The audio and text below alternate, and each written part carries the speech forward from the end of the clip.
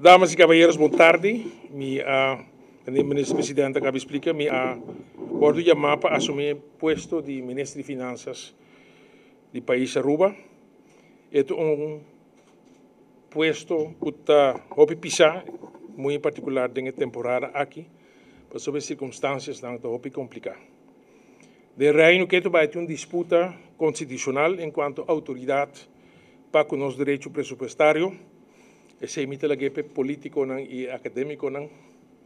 Tem uma crise financeira e econômica mundial que vai reina tanto na América como na Europa, na Venezuela e até dentro de nosso reino.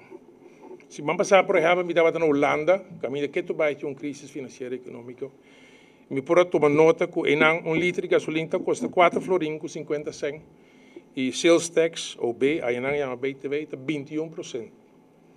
E que tu vai o desemprego na Holanda é histórico alto. A mim também se aceita para me pôr a Aruba sua situação em perspectiva. Aqui nos dashboard financeiro temos um déficit pressupostal de mais ou menos 6% e um débito nacional que está rondando 70% de nosso BBP. E riba dele, nosso pressuposto em de 2004 não está formalizado ainda.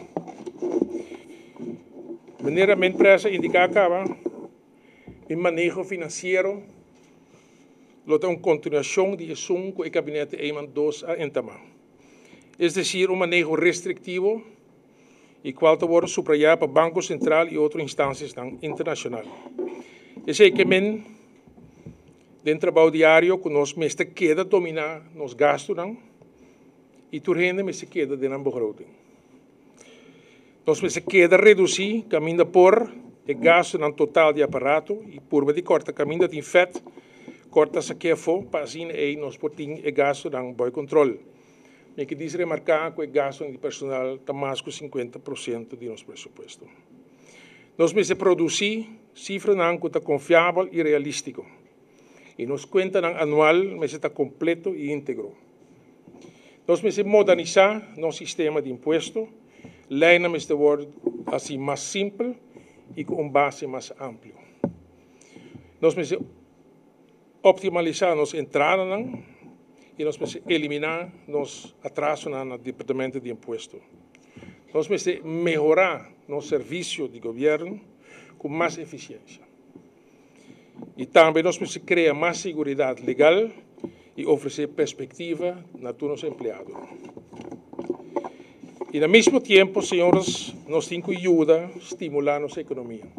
Para a maneira a empresa explica agora, finanças não é algo que o mês, não nunca vai começar por correr, pode formar parte de um time e qualquer decisão que você toma, riba o terreno de minha carteira, por exemplo, tem suas consequências para outra carteira.